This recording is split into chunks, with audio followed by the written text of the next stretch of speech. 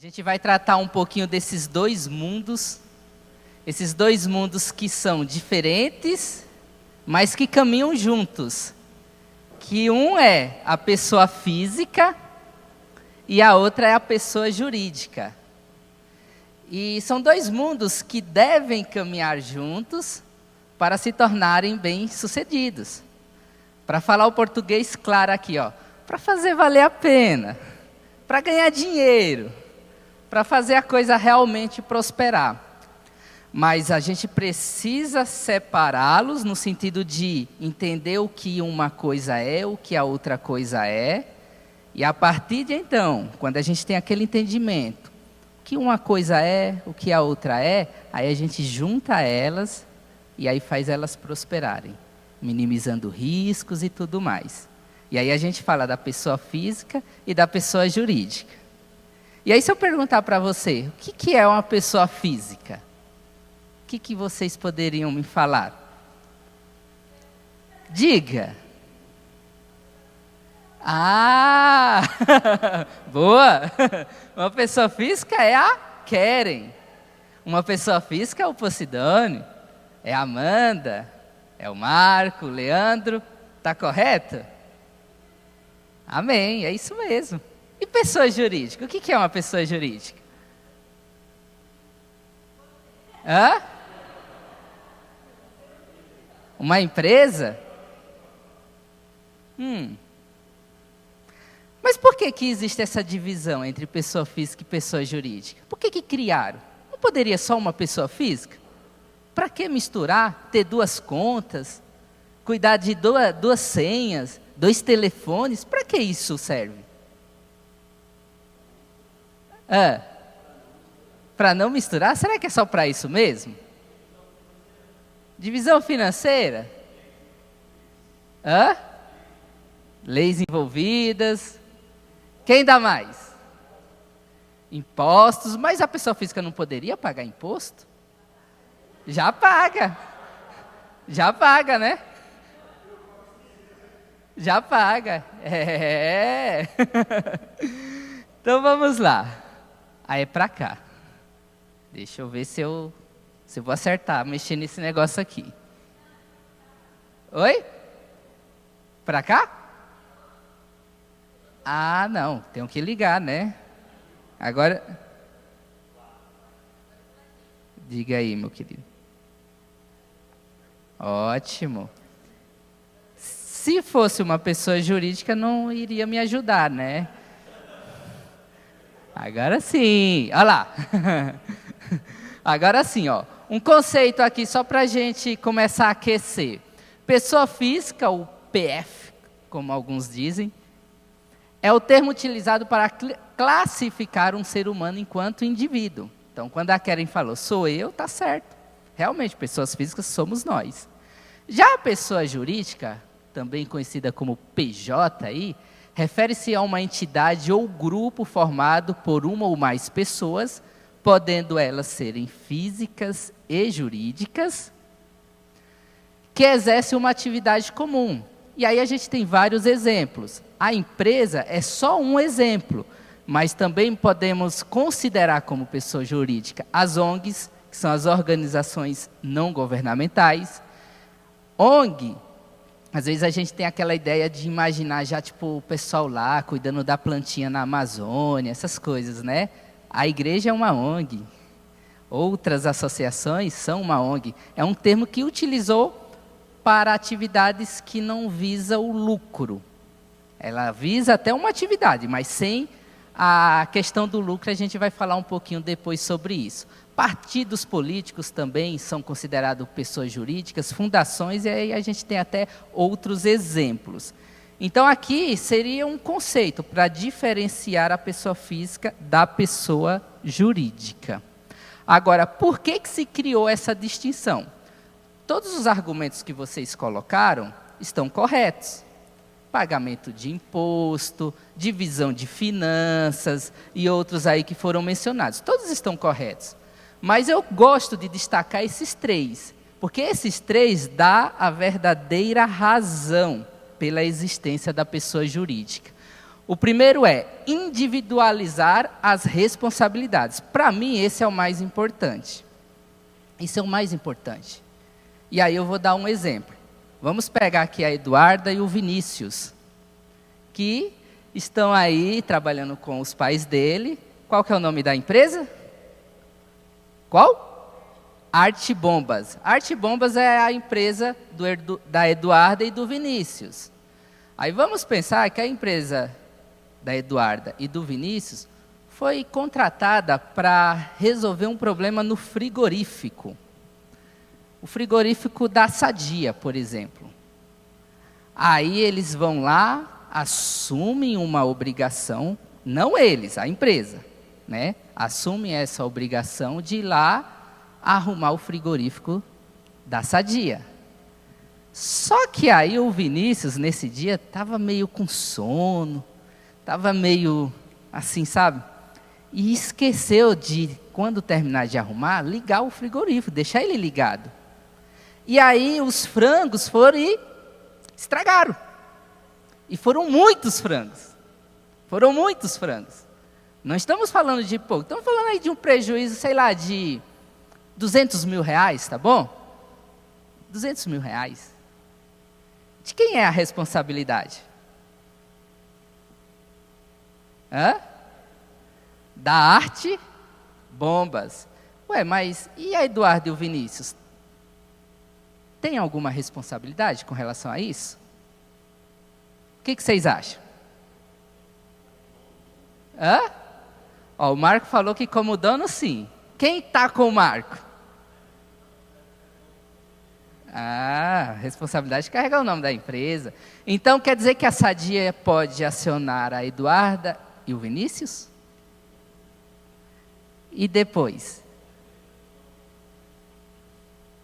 Olha, aí já botou na conta do funcionário. Meu Deus do céu. Já colocou na conta do funcionário. Olha só.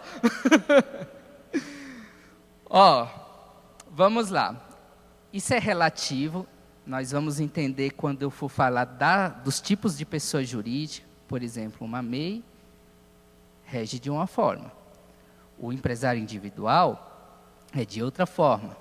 Nós tínhamos até 2021 a condição da Eireli, que é de outra forma.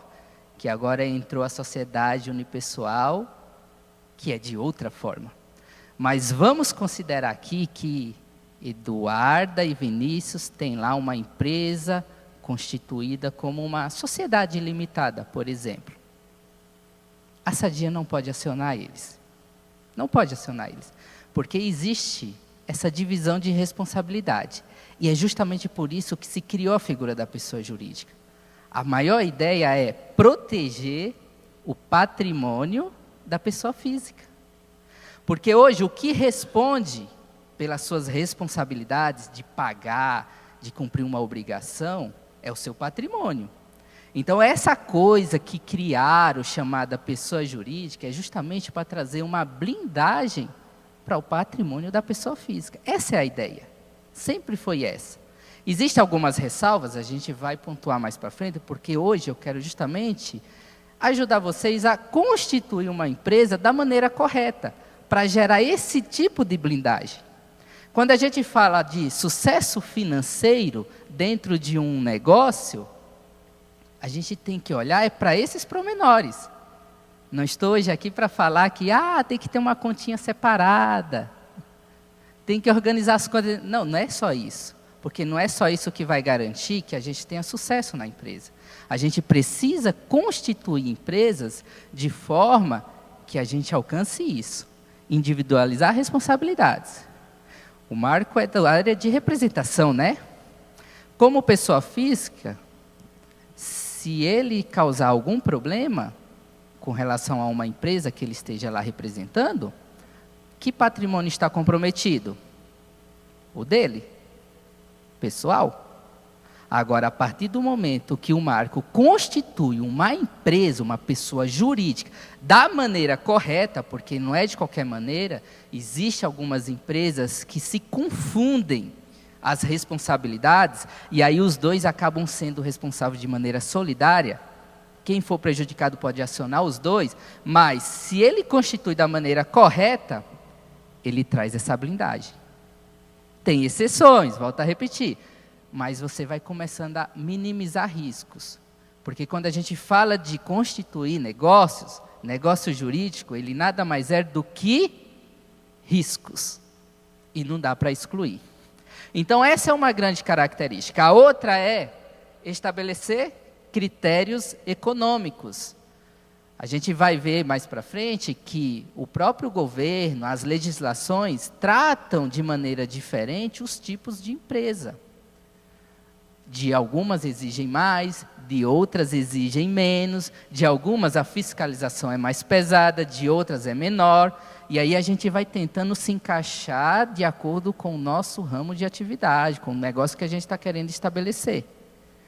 Mas é importante a gente fazer esse quebra-cabeça, montar esse quebra-cabeça para a gente escolher a maneira correta de constituir uma empresa e ser também beneficiado de acordo com esses critérios econômicos. Eu vou dar um exemplo, a gente depois também vai falar um pouquinho a mais sobre isso. Pronamp, uma modalidade de empréstimo, onde o governo é garantidor, taxa de juros reduzida. Quem consegue?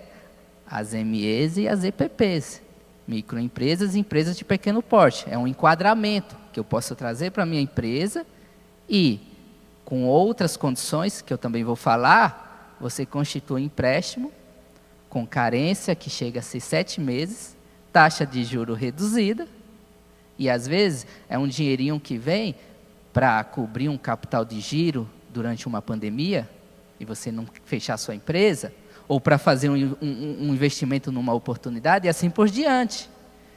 E o outro é fomentar a economia. Por que fomentar a economia?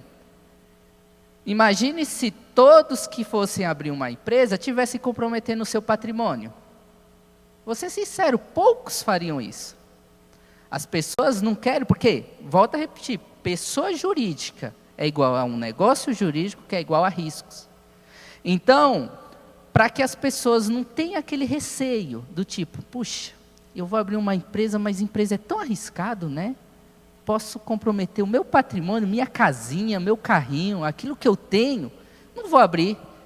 Por isso que se estabeleceu regras para individualizar as responsabilidades e a economia ser fomentada, as pessoas se sentirem mais à vontade para abrir a empresa. Então, a primeira dica de hoje, e na verdade eu vim justamente para falar isso para vocês, se você pretende trabalhar com seu negócio próprio, se você pretende abrir a sua empresa, constituir a sua empresa, não fique naquela de trabalhar como uma pessoa física, tenta realmente criar essa pessoa jurídica, trabalhar com ela e de maneira correta, para que a gente minimize o máximo os riscos, porque sabemos que empresa é risco. E aí eu queria ajudar vocês a construir essa empresa. E aí eu vou passar é só alguma coisinha para vocês irem marcando de acordo com aquilo que você já faz, ou aquilo que você pretende fazer, ou alguma ideia que de repente vem agora aí. Aqui. Amanda, você me ajuda a distribuir? Tem mais aqui.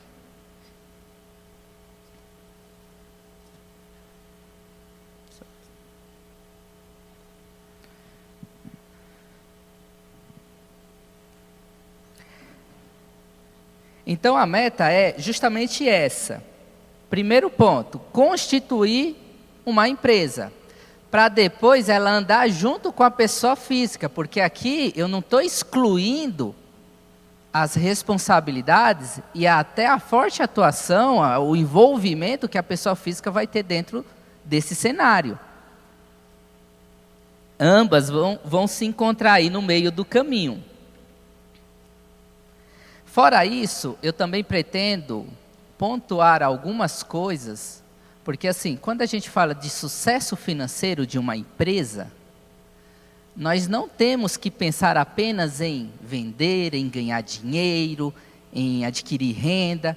A gente tem que pensar nos prejuízos que essa empresa pode causar. Isso a gente precisa colocar na cabeça, porque hoje, se eu perguntar para vocês, o que vocês acham que mais fazem as empresas quebrarem? O que mais faz as empresas deixarem de existir? Eu sei que são muitos os fatores, mas assim, pegando como experiência aquilo que a gente tem recepcionado lá no escritório, e eu não estou falando aqui de grandes corporações, de grandes empresas, aquelas empresas gigantes, mas vamos pensar, por exemplo, de um caso que eu peguei recente, eu não vou citar nomes, sou impedido disso, mas era uma loja de gás, que utilizou lá, por exemplo, um funcionário para fazer a venda de gás, né? Sabe esse pessoal que fica nos carrinhos vendendo gás? Então, ele contratou alguém para poder fazer isso.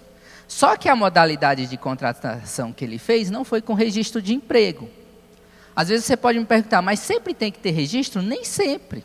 Tem relações que não precisa do registro de emprego. Mas a gente precisa entender alguns critérios para poder tomar essa decisão. Quando eu tiver lá uma pessoa trabalhando comigo, eu devo ou não devo registrar? E esse camarada, por exemplo, deixou de registrar, fez uma outra modalidade de contrato. E aí, quando ele veio nos procurar, na verdade, ele já até estava com outro advogado, e aí o outro advogado acabou indicando a gente, eles já tinham atuado nesse processo, mas indicou a gente para conduzir a audiência. Quando ele veio nos procurar, eu falei, ó, aqui já está caracterizado o vínculo. Se o camarada entrar naquela sala da audiência e sair sem falar nada, ele já garante 60 mil reais. Ah, não, mas por que isso? 60 mil, isso não é um absurdo. Eu disse, bom, eu acho que assim, se você fizer um acordo até 60 mil reais, tá de boa, porque daí para frente é um grande risco. 60 ele já tem garantido. Não, mas você não está falando, estou falando sério. Ele resistiu, não fez acordo, veio agora a decisão, deu 200 mil. E eu estou falando do cara que tem aquela vendinha, que vende gás. Isso acontece com o cabeleireiro, que deixa, por exemplo, de fazer um contrato de parceria.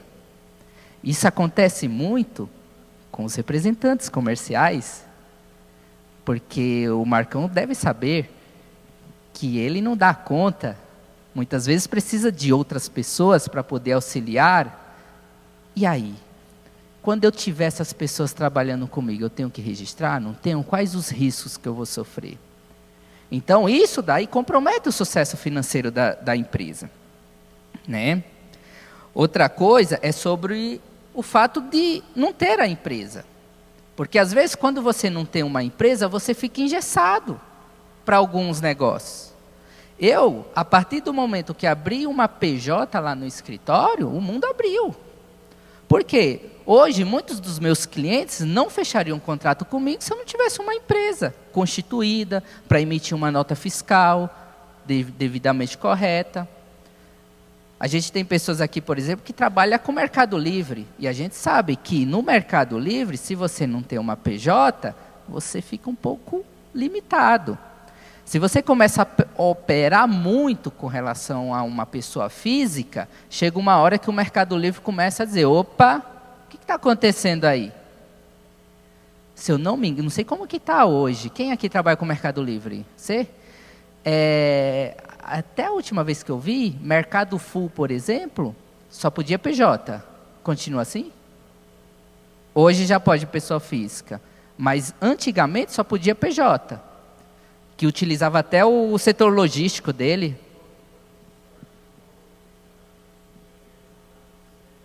Obrigatório mudar a PJ. Ok. Outra coisa também. Não tem uma PJ, quer operar, a pessoa física está de boa. Mas a gente sabe que a pessoa física tem obrigações tributárias, assim como a pessoa jurídica. E quando a gente coloca na balança, vamos pegar o caso de representação, vamos imaginar que o Marcão vendeu esse mês 3 milhões de reais. Aposentou? Mas isso não é o seu ganho, isso foi só sua venda. Tem a comissão. Vamos pensar que é 5% tá bom de comissão? 5 vezes 3 dá 15, dá 150 mil? Quanto que é? Pesquisa aí para mim, Amanda. O teto máximo do imposto de renda à pessoa física, acho que é 27,3, não é isso? 27,3? Multiplica aí, Amanda. 150 mil. Não. Calculadora. Calcula aí para mim. 150 mil vezes 27,3. Vezes 27,3. Quanto que o Marcão gastou de imposto de renda? 40 mil. E se ele fosse uma PJ? Oh, o Leandro falou, depende. Bom, eu sei que representação é lucro presumido, se eu não estiver enganado. Você paga 5, mas o seu entra como lucro presumido? Você não sabe, né? Eu tenho até medo. Porque se eu não estiver enganado, representação comercial é obrigatória entrar como lucro presumido. E se eu não estiver enganado, é 8%. Isso. Coloca aí 150 mil vezes 8%. Quanto? 12. De 40 reduziu para quanto? Tem uma vantagem financeira ou não? Aí o Leandro, que já está ali olhando para mim, pode falar, mas aí você está falando da PJ. E quando esse dinheiro vier para o Marcão? Ele vai ter que pagar imposto de renda. Aí depende. Por exemplo, no meu caso, eu estabeleci um prolabore bem pequenininho. E eu pago imposto de renda sobre esse prolabore. Além disso, eu estabeleço como lucro. Existe imposto para lucro? Ainda não. Então, assim, de todo modo, a vantagem é muito grande, financeira.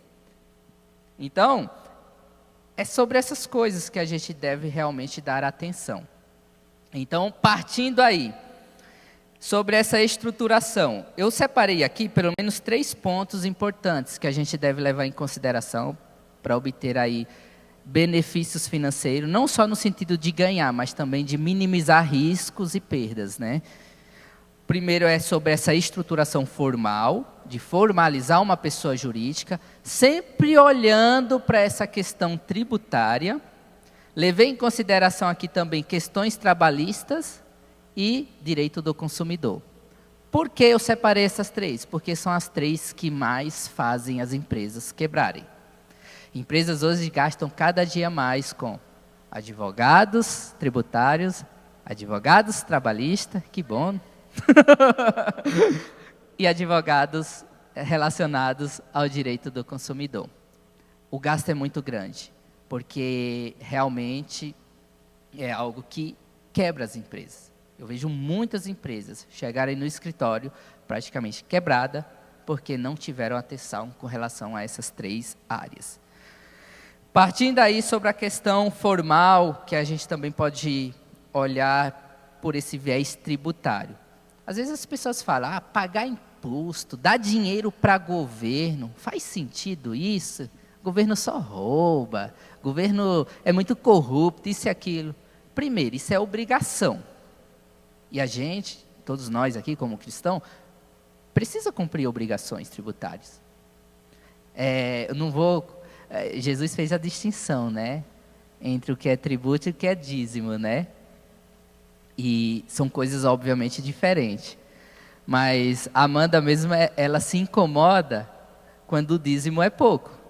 Porque se o dízimo é pouco, é porque eu ganhei pouco, não é verdade? Agora, se eu pagar um dízimo mais alto, é porque eu ganhei mais. Com relação a tributo, a gente deve considerar a mesma coisa. Quando vier lá aquela fatura, aquele DAS, que nem chega lá para o Marcão, de 50 mil reais no mês, nossa, tem que dar pulos de alegria, tem que dizer glória a Deus por ter vindo 50 mil de tributo para eu pagar. Porque isso é um sinal de que vendeu muito. Então a gente não pode se incomodar com o pagamento de tributos, primeiro porque isso é uma obrigação.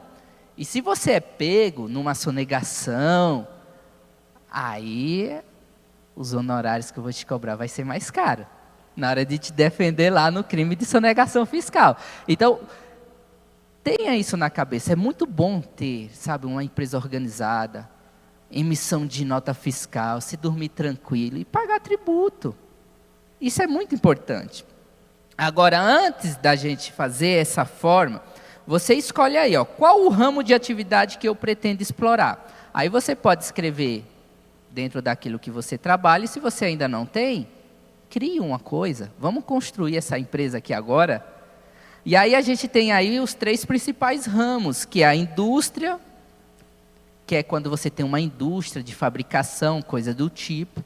Ou o comércio, que é quando você trabalha com vendas de produtos, por exemplo. Eu vendo produtos no Mercado Livre, eu vendo produtos para outras pessoas. Eu tenho uma loja que vende produtos. E serviço. Serviço do tipo, o Posidone, por exemplo, trabalha no ramo da construção. Então, o ramo dele é serviço. E aí ele pode marcar aí, serviço, aí coloca construção.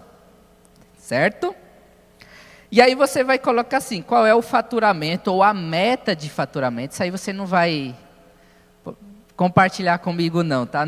Não se acanhe não, pode colocar aí o seu faturamento ou a meta de faturamento anual. Quanto que você imagina girar de forma bruta no teu comércio?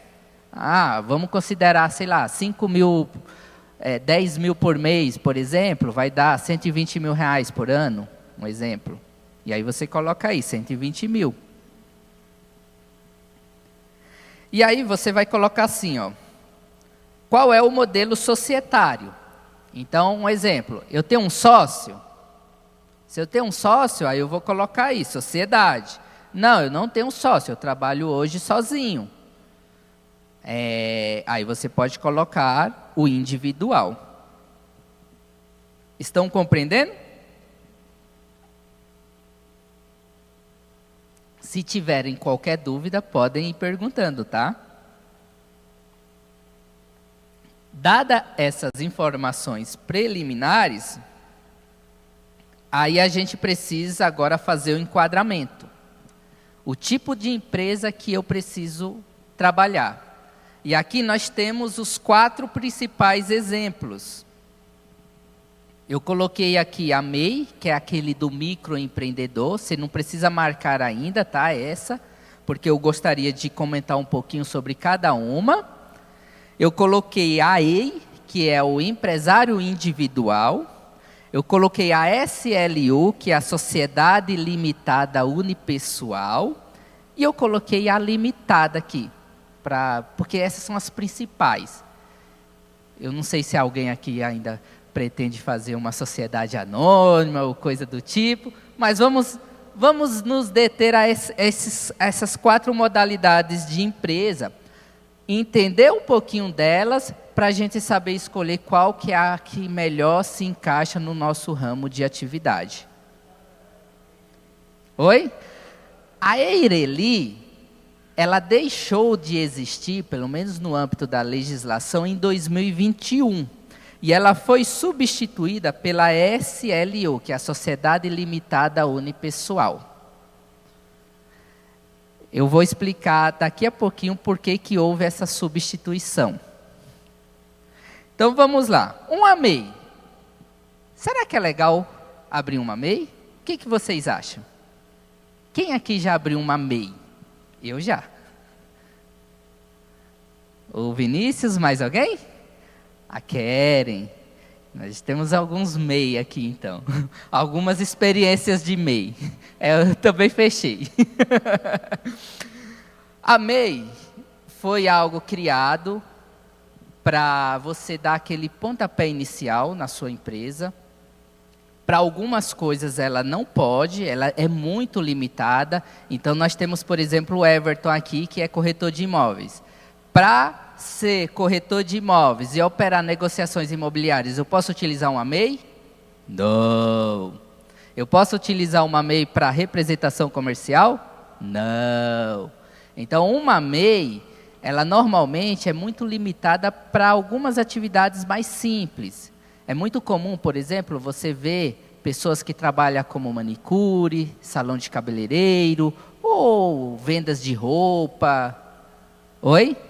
Artesanato, porque ela realmente tem muitas limitações. Agora, é certo que ela tem muitos benefícios. O primeiro deles é a facilidade. Você abre uma MEI em questão assim de minutos. Entra na internet e coloca assim, quero abrir uma MEI, já vai aparecer lá, tipo, clicou, pronto. Parabéns, você tem uma PJ.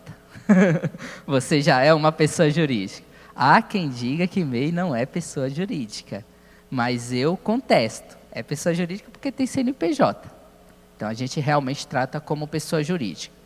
Agora, hoje, até depois de ter essa compreensão sobre as finalidades da empresa, eu particularmente não indico MEI. Ah, Isla, mas facilita, é tão fácil, é um clique, eu vou lá e abro. Eu não indico, por quê? A principal razão que eu acho de uma PJ é individualizar as responsabilidades. E a MEI entra naquele critério que eu falei, se confunde. Aquilo que é pessoa física e aquilo que é pessoa jurídica. Então, se o Vinícius, por exemplo, tem uma MEI para fazer manutenção de bombas, e aí pegando aquele mesmo exemplo, ele vai lá na Sadia, arruma o frigorífico, mas esquece de ligar o freezer. Gera um prejuízo de R$200 mil para a Sadia. A Sadia pode cobrar de quem? Do próprio Vinícius. Por quê? Porque se confunde. A justiça ela não vai individualizar, não vai tratar como uma responsabilidade da pessoa jurídica, mas do Vinícius. Então gera essa responsabilidade que a gente chama de responsabilidade solidária. Os dois são responsáveis. Então por isso que eu não indico. Lógico, para um pontapé inicial, às vezes até para você tentar fechar um contrato, porque na MEI você já pode abrir, você já pode, por exemplo, emitir uma nota fiscal, bacana, é válido. Mas não é a empresa ideal que vai fazer você realmente crescer de fato, você vai ficar mais recuado na hora de arriscar. Por quê? Porque o seu patrimônio está envolvido nos riscos dessa empresa. Do mesmo modo, tem a EI, que é o empresário individual. O empresário individual é uma empresa que já pode ser enquadrada como microempresa, empresa de pequeno porte. Então, a nível de faturamento, eu consigo faturar mais. A MEI, o faturamento é baixinho. Eu não lembro agora de cabeça quanto que é. Quanto? 5 mês, né? Por mês. 5 mil por mês. Só que às vezes o meu faturamento ultrapassa 5 mil reais. Aí eu tenho que partir para uma EI, um empresário individual. O do empresário individual eu já consigo fazer um enquadramento nessa empresa, como uma empresa de pequeno porte ou uma microempresa. E aí muda o faturamento. Eu consigo, por exemplo, numa empresa de pequeno porte, faturar até 360 mil reais ano. Enquanto na microempresa, perdão, a empresa de pequeno porte, aí se eu não me engano, está na casa dos 4 milhões de reais ano, 4 milhões e alguma coisa. Então, se eu tenho uma empresa que precisa faturar mais, a EI é uma opção. Sim, porque ela me dá essa condição. Só que aí entra de novo na questão da responsabilidade. A responsabilidade da EI também se confunde. Ela é um pouquinho mais burocrática para abrir, ela vai gerar mais impostos do que uma MEI. A MEI, por exemplo, não paga nenhum imposto federal. Isso é maravilhoso, mas você fica limitado, 5 mil por mês. Agora, a EI não. A EI você já pode faturar mais, só que aí já vai entrar outros impostos. E aí você vai ter uma carga tributária maior. Mas o maior problema não é esse. O maior problema é confundir a responsabilidade. Numa EI, voltando aqui o exemplo do Vinícius, ele saiu daqui para arrumar o frigorífico da Sadia, esqueceu de ligar a tomada, gerou um prejuízo de 200 mil reais. A empresa dele é uma EI, um empresário individual. A Sadia pode acionar o Vinícius? Pode penhorar o carro do Vinícius? A conta física do Vinícius? Sim, porque se confunde. Por isso que eu, particularmente, não indico, não acho razoável. Volto a repetir, negócios são riscos, não dá para excluir, são riscos. Eu não posso entrar em detalhes, mas esse ano eu quase fechei meu escritório. Como diz a minha sogra, às vezes a gente enxerga a pinga, mas não enxerga os tombos, né? Porque são riscos. São riscos que realmente acontecem. E a gente precisa levar isso em consideração para garantir o sucesso financeiro. Agora, que nem o Marcelo falou, Eireli, né? Até 2021 existia a figura da Eireli. E essa figura foi substituída pela SLU, que é a Sociedade Limitada Unipessoal. Por que houve essa substituição? A Eireli tinha alguns fatores, algumas exigências mais burocráticas. Uma delas é a questão do capital social. Para vocês entenderem, o que é um capital social? Toda vez que eu abrir uma empresa, que eu tenho uma empresa, eu preciso estabelecer lá um valor de capital social, podendo ou não integralizar, dependendo da empresa. Tem empresa, por exemplo, uma empresa de lucro real, eu já tenho que integralizar. Mas, pegando, por exemplo, a Eireli, eu coloco lá um capital social de R$50 mil, eu já preciso depositar isso? 100% não fazem. Ninguém integraliza. Mas a responsabilidade dos sócios com relação a esse capital continua existindo. Isso tem algumas implicações.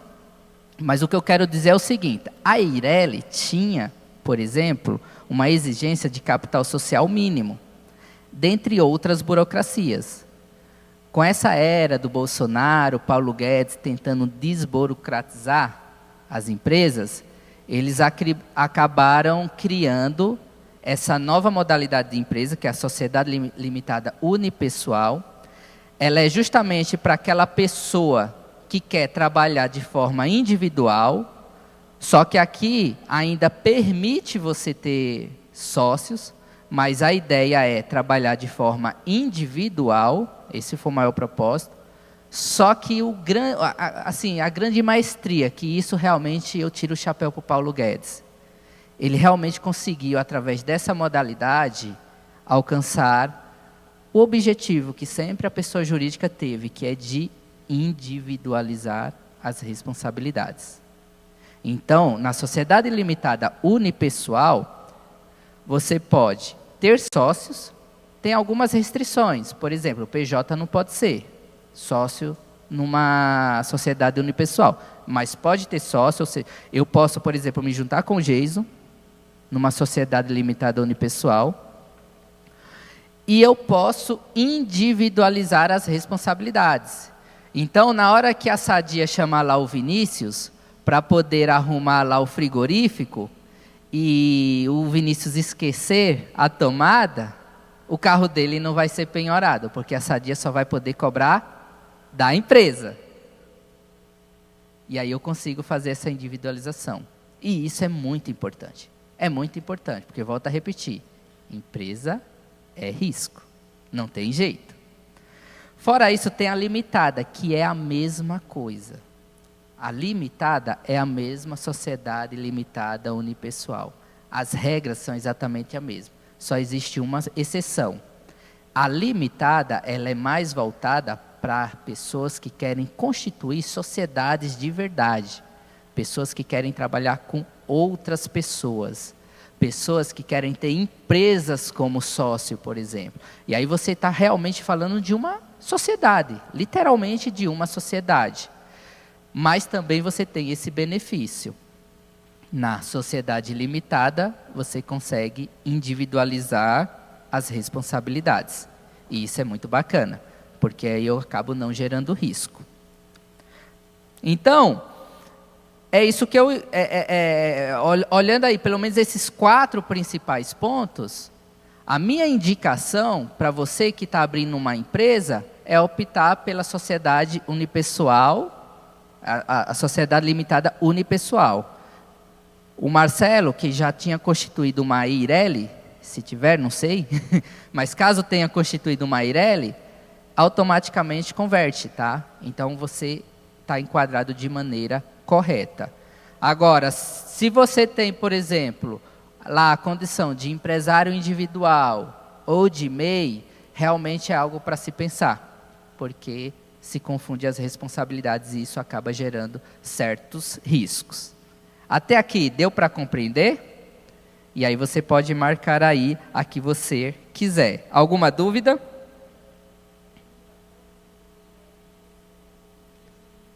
Sério?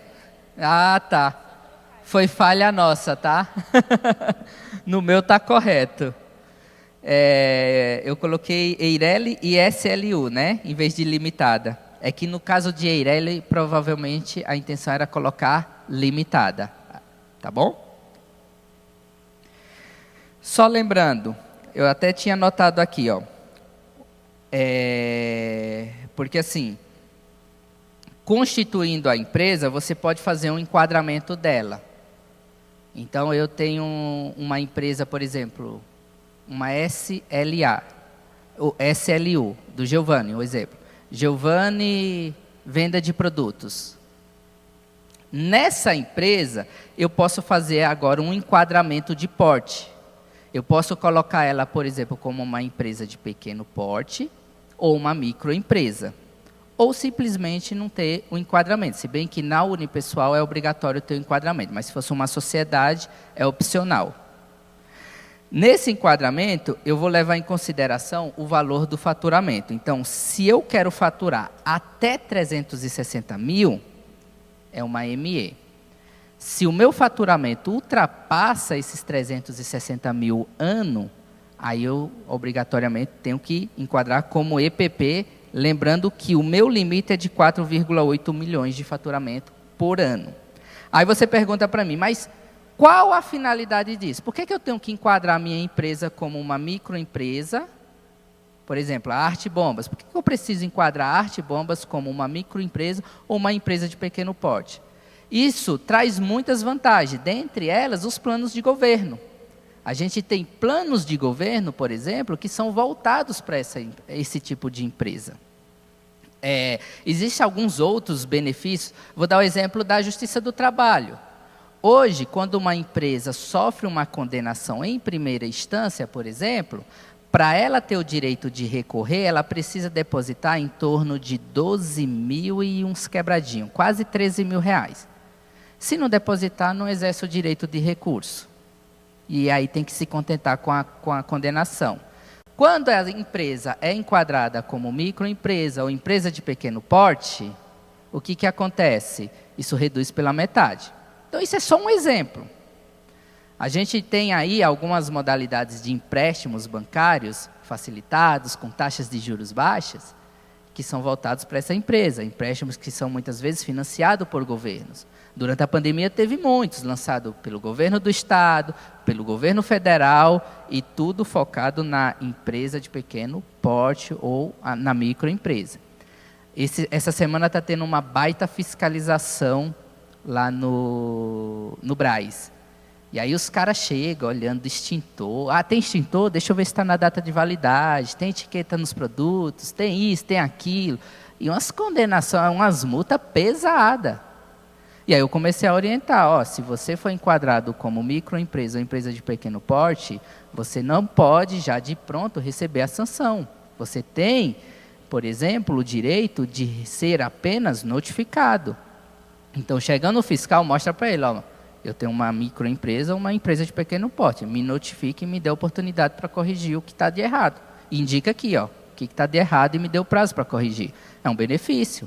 Mas teve empresas lá que sofreram, por exemplo, multas de 25, 30, 40 mil reais.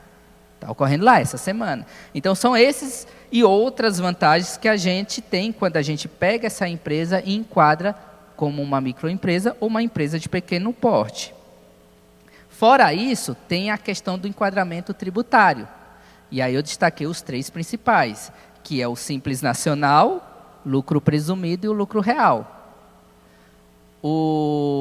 Na maior parte das empresas, elas são cadastradas como simples nacionais. Existem algumas exceções. Posso depois até verificar, Marco, mas eu acho que quando se trata de atividade de representação, obrigatoriamente tem que entrar no lucro presumido. Algumas outras empresas, que aí são empresas maiores, empresas que faturam, por exemplo, acima de, não sei se é 70, 80 milhões ano, obrigatoriamente tem que entrar no lucro real.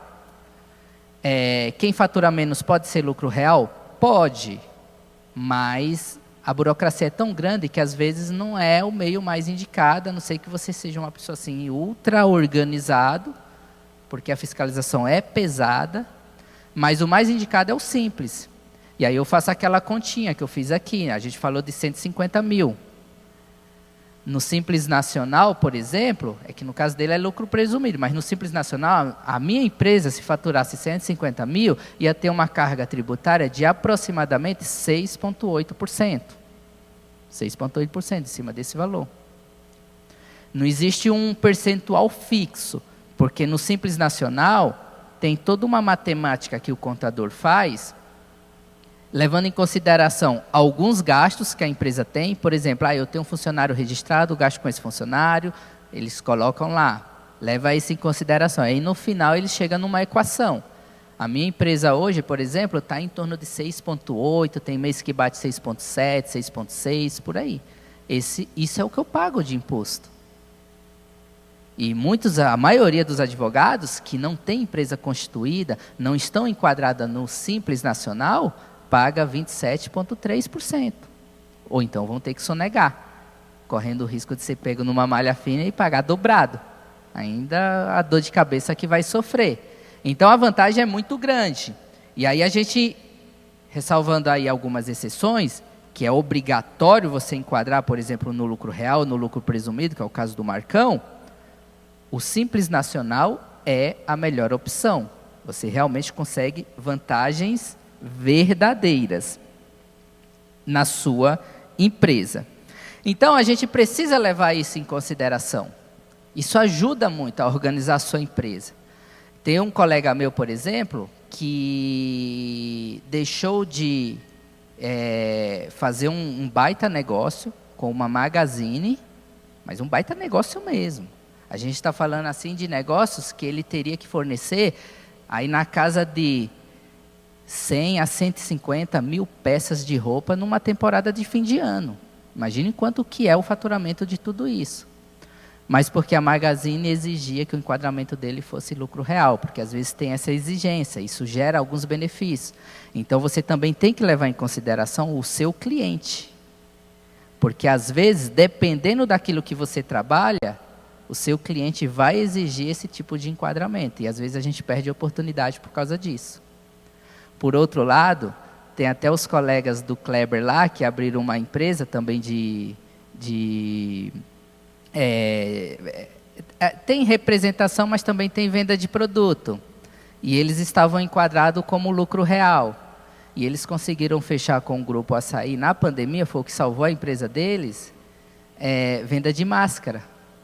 Muitas empresas não conseguiam vender máscara para essas empresas. Eles conseguiram. E aí, durante a temporada da pandemia, eles venderam 2 milhões de máscaras para o Grupo Açaí. Então, assim, são oportunidades que a gente precisa ficar de olho e tentar identificar realmente qual que é o nosso público-alvo, o cliente que a gente precisa alcançar para você conseguir fazer o enquadramento real. Mas a lição que eu deixo aqui para hoje é, gente, precisa se organizar. Quer crescer a sua empresa? Organize. E organize da maneira correta. Porque se você não organizar da maneira correta, corre o risco de fazer igual o rapaz do gás, tomar uma condenação de 200 mil. Igual o rapaz que deixou de vender 150 mil peças de roupa. Igual o outro que teve a responsabilidade solidária lá com a empresa, porque esqueceu de colocar a tomada da Sadia.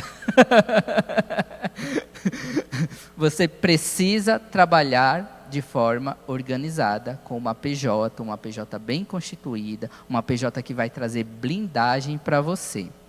Quando você faz essa estrutura, aí, eu até esqueci de passar os slides. Aí você precisa, no próximo passo, fazer a estrutura financeira. E a estrutura financeira, ela também é muito importante. Aqui eu vou só repassar, porque a gente já falou um pouco disso. Você precisa levar em consideração, primeiro, o capital social da empresa, capital de giro, prolabore e lucro. Coloque essas 4 coisas de forma bem objetiva. Eu não vou entrar aqui em promenores, em coisas muito mirabolantes, de forma bem objetiva. Capital social. Às vezes, tem pessoas que abrem empresas e já quer colocar aquele capital social lá em cima, para chegar chegando. Eu tenho uma empresa que o meu capital social é R$1 milhão. E você pode fazer isso. As pessoas podem fazer isso. Agora, convém? Depende. Por quê?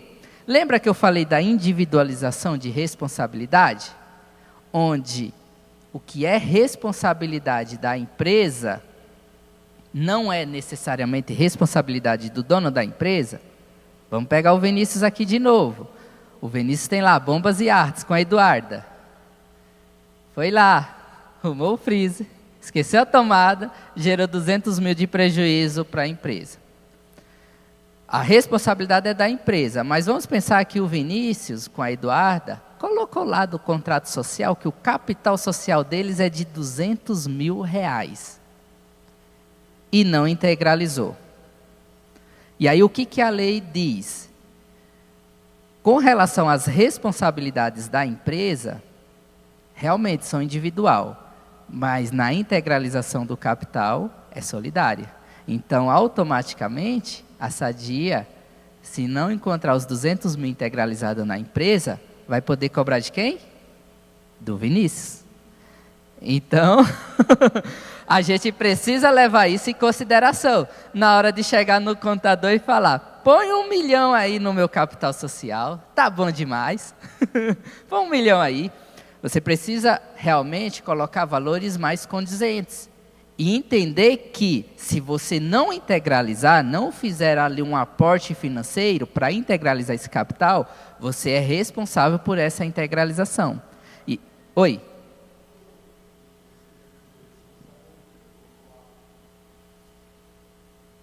Põe aí que ajuda na gravação.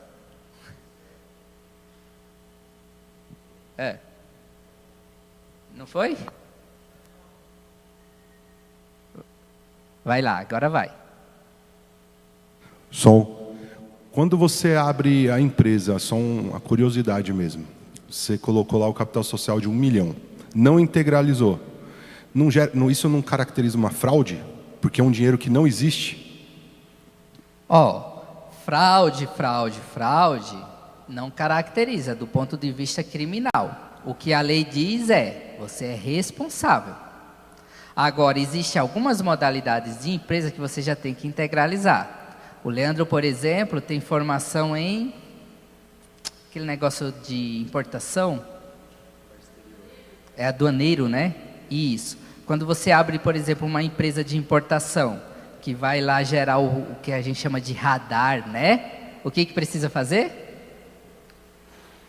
Se não provar, você consegue importar? Então, assim, tem algumas empresas que você fica travado. Agora, eu vou ser bem franco. Essas empresas mais simples, maioria, não integraliza.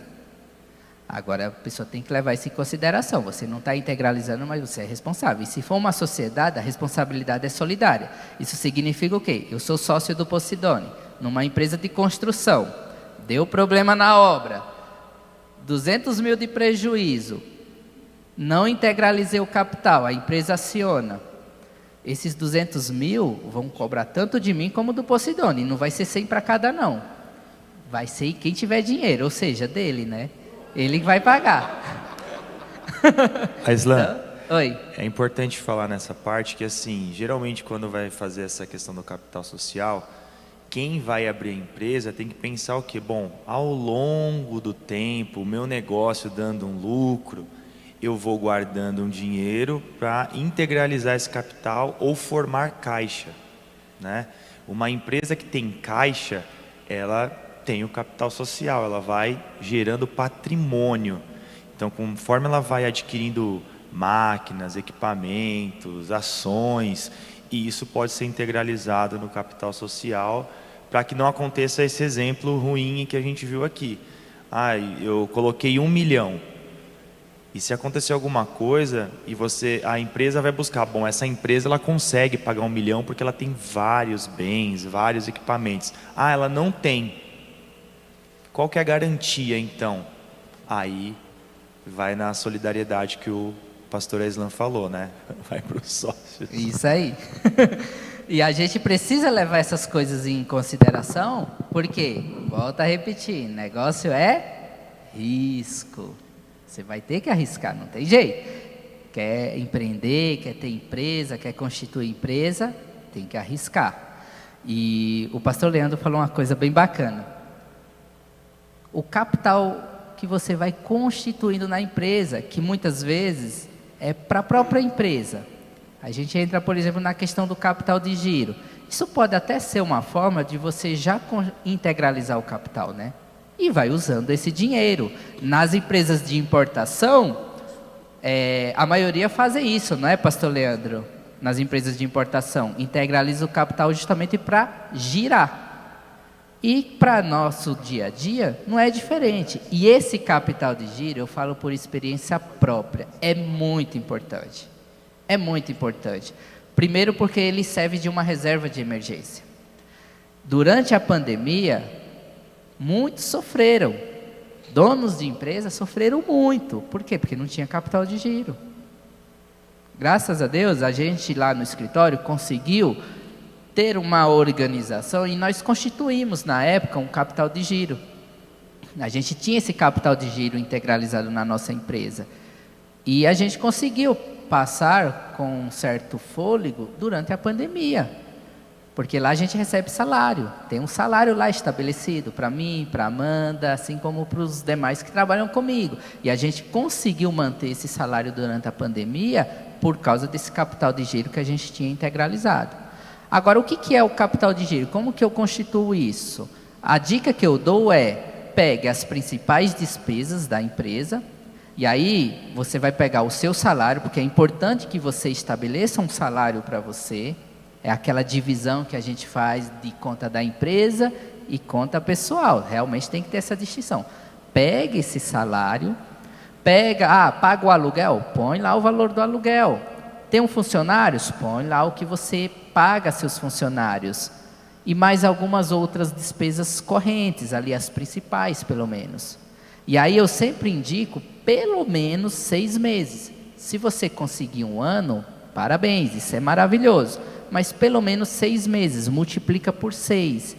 Aquilo é o que você precisa juntar. Literalmente falando assim, é juntar esse dinheiro e ter ele lá como uma reserva de emergência.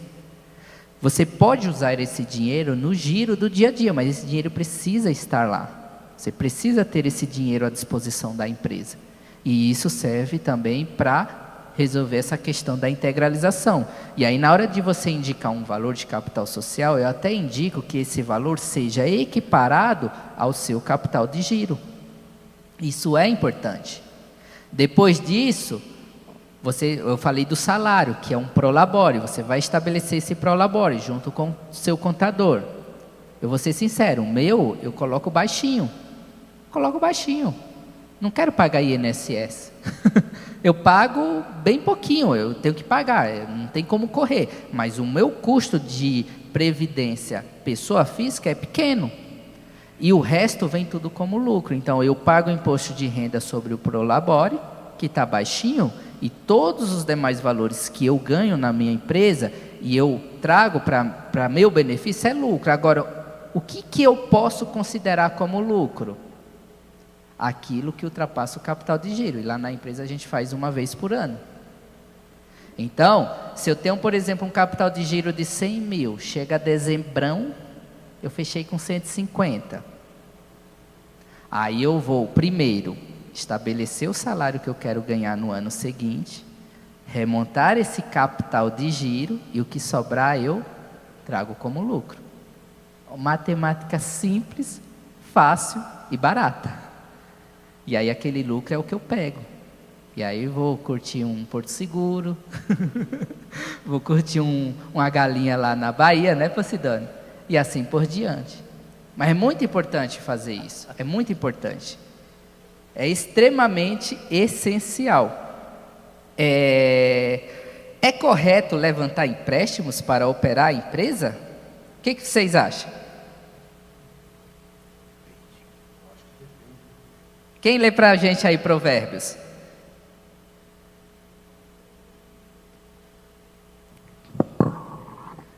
E o que toma emprestado é servo do que empresta. Mas eu coloquei outro versículo ali. Eu penso o seguinte, se tratando de empresas, de negócios, na verdade, para a vida, né? Muito cuidado com relação a empréstimos. Muito cuidado mesmo. Às vezes a gente acaba se atrapalhando nessa, de pegar dinheiro emprestados. Só abrindo um parênteses aqui, quem quiser pegar suco, café, essas coisas, pode pegar e vai voltando para cá, fica à vontade, tá? Tem algumas coisinhas ali, tá liberado. Empréstimo, realmente é algo que a gente deve tratar com muito cuidado, porque a gente vê muitas empresas quebrarem por causa de empréstimos que fazem, depois não tem como pagar, são juros em cima de juros, principalmente juros bancários, né? Então eu realmente indico que você tome muito cuidado com relação a empréstimo. Mas aí eu tenho um cliente que ele é muito rico mesmo, ele tem muito dinheiro. Mas é assim um dinheiro que eu realmente não sei contabilizar. Mas tudo que ele faz é com dinheiro emprestado. Eu falei, gente, tem alguma coisa errada. O camarada é tão rico, mas tudo que ele vai fazer envolve dinheiro emprestado. Paga juros e tudo mais. Isso não é possível, tem alguma coisa errada. Isso não é lógico. Olhando para a Bíblia, para o que está em Provérbios, isso não é lógico. E eu sempre fiquei com isso martelando na minha cabeça.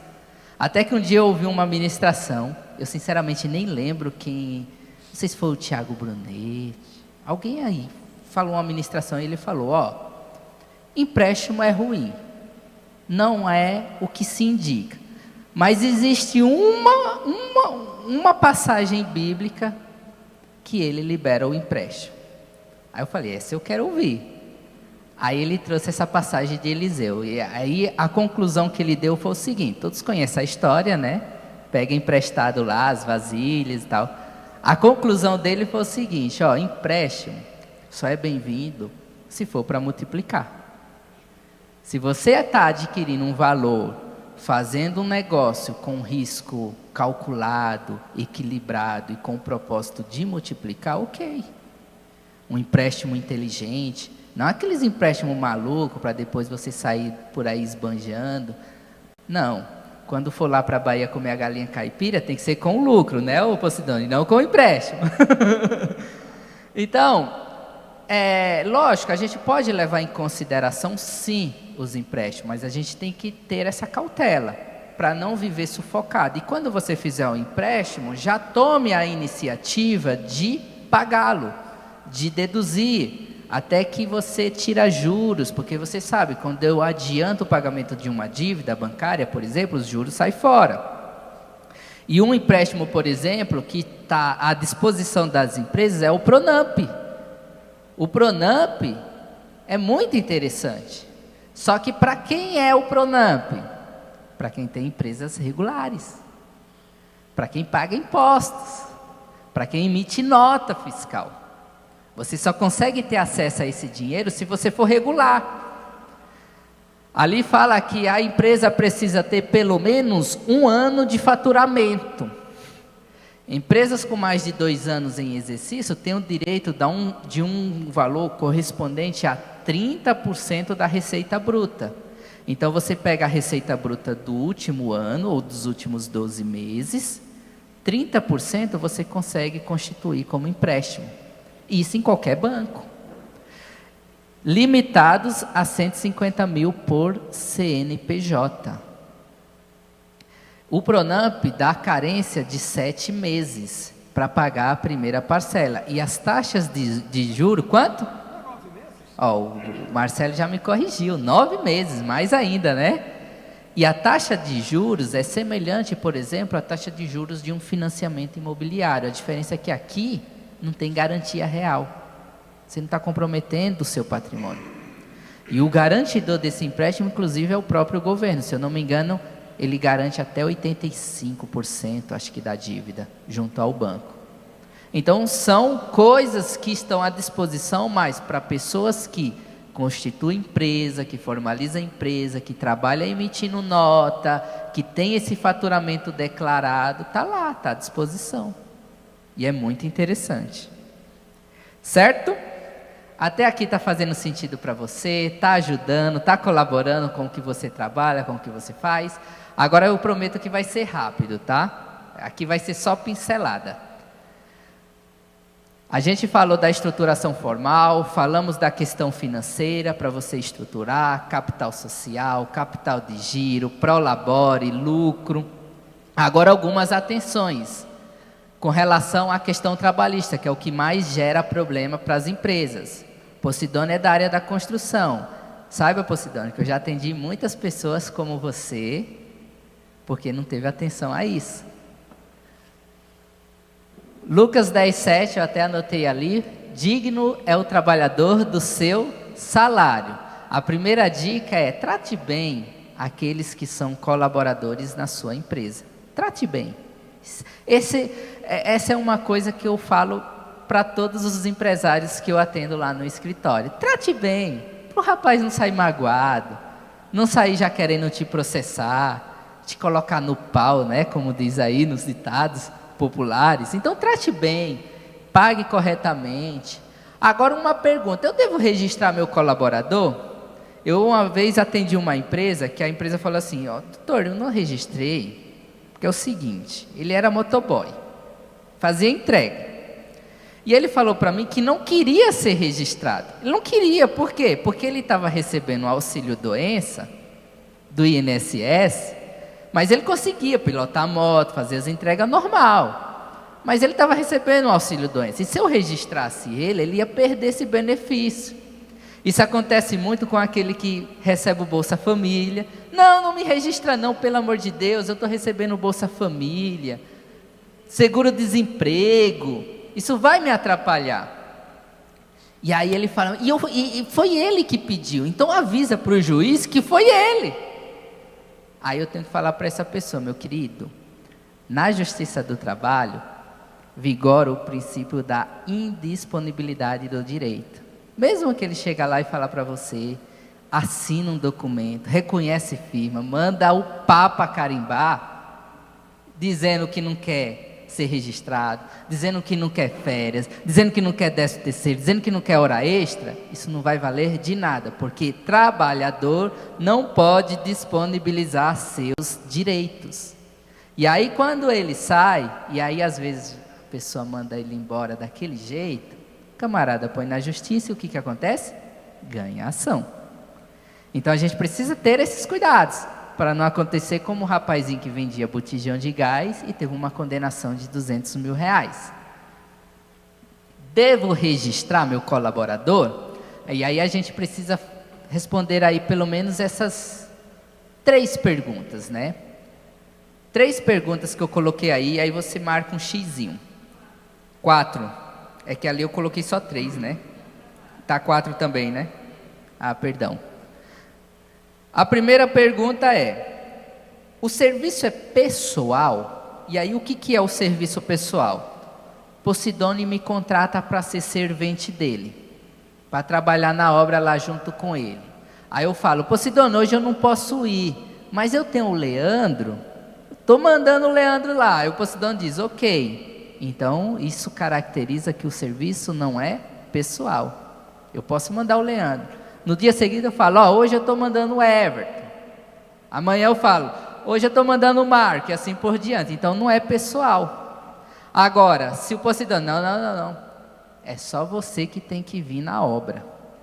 É só o Aislan que pode ser o servente dessa obra. Então ele é pessoal, e aí você marca se aquele que trabalha com você é pessoal ou não. A outra pergunta que você tem que fazer, o serviço é habitual? Então vamos pensar assim, eu estou trabalhando para o Marcelo, lá no comércio dele, eu tenho que ir todos os dias, ou sei lá, de segunda a sexta, por exemplo? Melhor, vamos pegar um outro exemplo, eu tenho que ir pelo menos umas 3 vezes por semana lá, eu combinei, por exemplo, com o Marcelo de segunda, quarta e sexta, e aí toda segunda eu tenho que estar lá 9 horas da manhã, cumpro o meu expediente até as 17, na quarta a mesma coisa, na sexta a mesma coisa. Se acontece essas recorrências, eu considero como um serviço habitual. A outra pergunta que eu tenho que fazer, é oneroso? Quando eu vou lá trabalhar para o Marcelo, no final do mês eu ganho um cascalho? Posidônio me paga? Tem dinheiro envolvido? Porque, por exemplo, o Jason vem aqui na igreja, né? Quarta, domingo, liga ali o multimídia. É oneroso? Te pagam para isso? Então já descarta. Mas quando recebe valores, aí já abre de novo aquela luzinha vermelha. E a outra pergunta é: eu sou subordinado ao Marcelo? Eu tenho que atender às ordens dele? Eu tenho que atender a sistemática que ele adota? Ó, aqui você tem que arrumar essa prateleira. Ó, aqui você tem que trabalhar no caixa. Ó, o Posidônio fala assim para mim: ó, hoje você vai pintar essa parede, amanhã você vai pintar aquela. Tem essa subordinação? Quando preenche esses 4 requisitos, de cara a gente já fala, tem que registrar. Se não registrar, você pode ter problema. Isso é fundamental. Agora, a gente tem, por exemplo, o Marcão, ele é representante comercial. Temos o Posidônio, que é da área da construção. Os dois são até bem semelhantes aqui dentro desse exemplo que eu vou dar. O Marcão, por exemplo, tem lá várias empresas que ele representa. E aí ele precisa de outras pessoas para auxiliar ele nessas vendas. Só que aí ele contrata o Aislan e fala: ó, eu tenho esse produto aqui para você vender. Se você vender, eu te dou a comissão. A gente formaliza aqui um contrato de representação. Esse contrato de representação pode ser com uma outra PJ também, vinculada a essa pessoa, ou pode ser também direto com a pessoa física, porque a pessoa física ela pode se colocar ali na condição de autônomo. Só que esse camarada, ele não tem que falar para o Marcão o horário que ele vai sair de casa para trabalhar. Ele não tem uma jornada para ir lá no escritório do Marcão. O Marcão não passa uma sistemática do tipo: ó, hoje você vai vender para fulano, amanhã para ciclano, depois da manhã você vai fazer tais visitas. E isso, ele não faz nada disso. Ele simplesmente pega o produto e fala assim: Aislan, ó, vende esse produto aqui e você vai ter direito a uma comissão. Essa coordenação dos trabalhos que o Aislan vai fazer, é o próprio Aislan que vai comandar. E aí sim, a gente pode estar falando de uma situação que não é necessário fazer o registro. Só não esquece do 1/12, tá? Porque no caso de representação, você não tem um registro, mas por lei, você tem que pagar 1/12 sobre o faturamento líquido.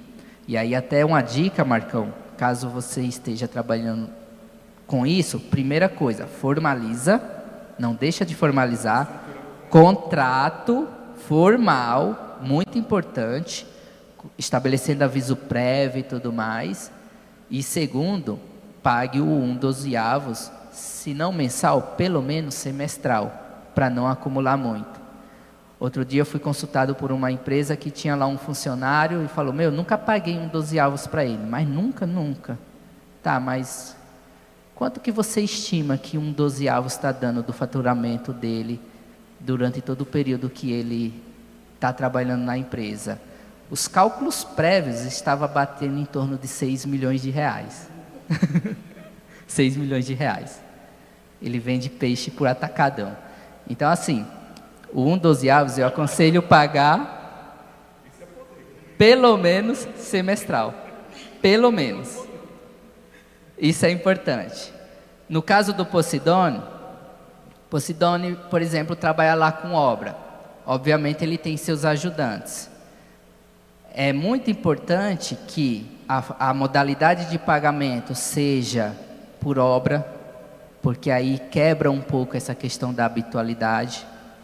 E que ele também não exija desse funcionário aquilo que normalmente uma empresa exige. Se o funcionário não pode ir numa obra, cuidado com a forma que você vai cobrar esse funcionário, porque isso pode caracterizar uma subordinação, pode caracterizar a obrigação dele cumprir uma habitualidade. Então, é mais ou menos assim, ó, chegar no Aislan e falar: olha, Aislan, eu tenho uma obra tal, você topa fazer comigo, vou te pagar tanto, isso e aquilo. Pode até fazer uma troca de mensagens nesse sentido, para já caracterizar que o que você está tratando com ele é uma obra. E não é aquela pessoa que você paga ali mensal, que todo dia tem que estar com você, cumprindo horário e tudo mais. Um contrato de empreitada, por exemplo, é o mais indicado também.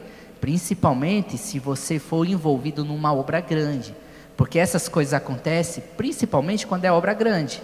Então você é contratado, por exemplo, para fazer uma pintura de um edifício gigante, e aí o cara chega para você e fala, monta uma equipe.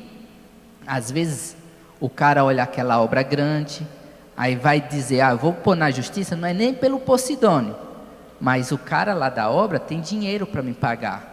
E aí ele começa a te processar visando lá. Só que o cara lá da obra está resguardado, porque é tudo documentado, é contrato de empreitada, não gera responsabilidade e tudo mais. E aí no final das contas sobra para quem? Para o Posidônio. Então principalmente, é obra grande, contratinho de empreitada. Contrata lá o Aislan, faça aqui meu merchandising. Mas é importante isso, tá? Então assim, a gente precisa também levar isso em consideração. Mas se você for contratar uma pessoa, contrata de forma correta.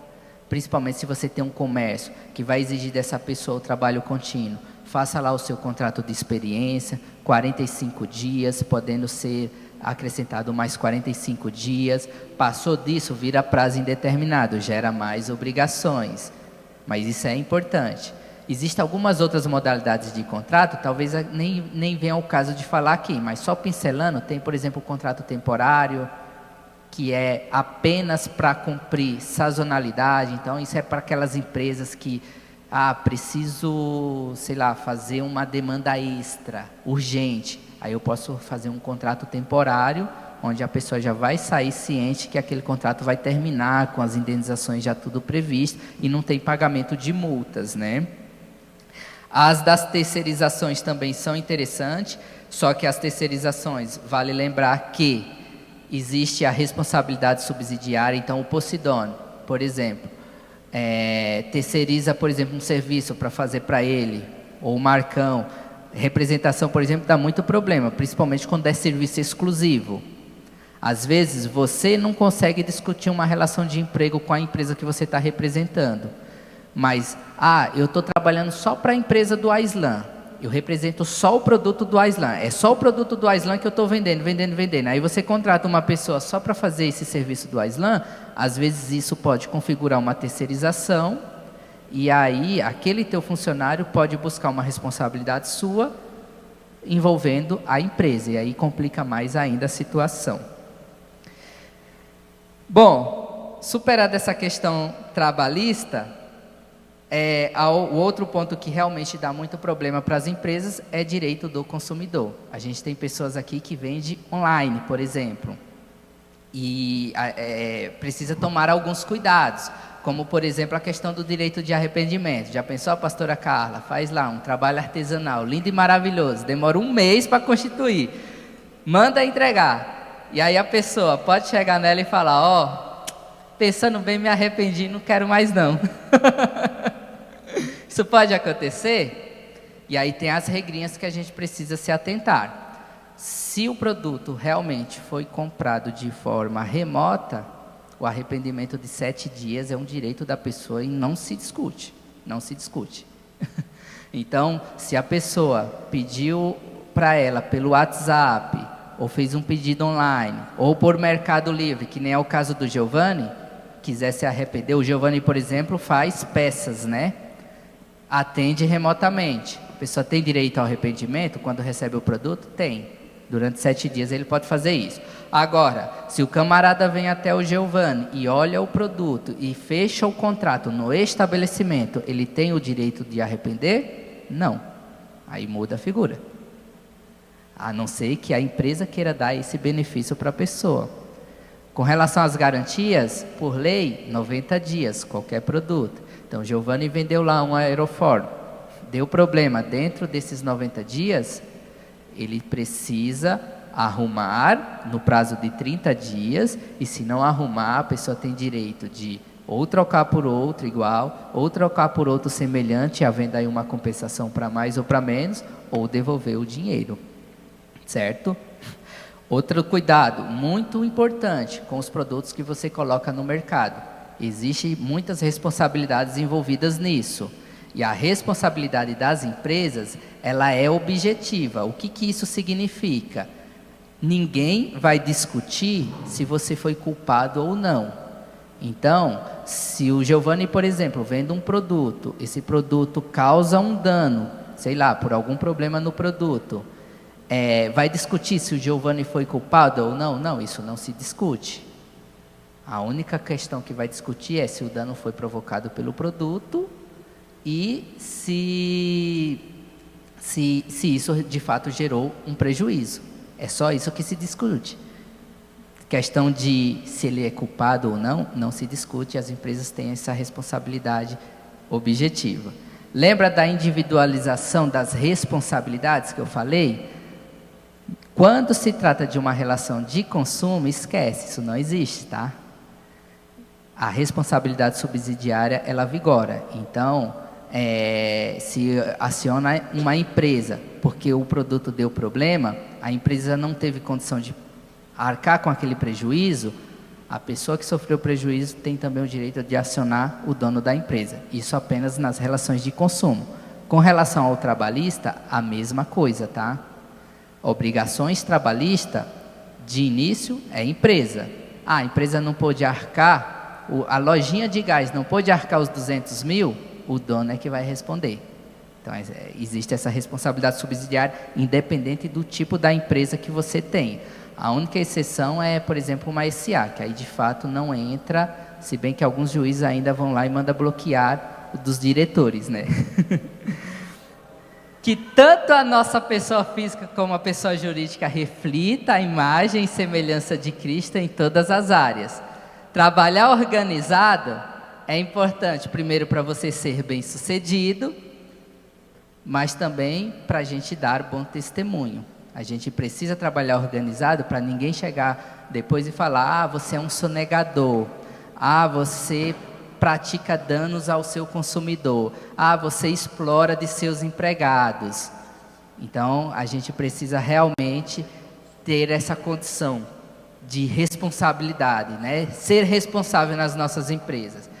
E a lição que eu realmente deixo é essa, amados: se organizem, não tenham medo disso. Não tenham medo. Não tenha medo, Posidônio, de você realmente ter uma empresa constituída, com CNPJ, envolvida com uma boa contabilidade, para você conseguir chegar assim nas outras empresas, e as empresas olhar assim para você e falar: não é só o Posidônio que eu estou contratando, estou contratando uma empresa responsável, com capital social integralizado, toda correta, certinha, sem processos judiciais. Isso colabora muito. Lá no escritório, muitos dos meus clientes mandam, às vezes, lá só assim, CNPJ, estou precisando contratar essa empresa para fazer a fachada de meu prédio. Verifica se ela é apta ou não. Aí eu tenho que fazer todo o levantamento para saber se aquela empresa é apta ou não, para assumir ali uma responsabilidade naquela obra.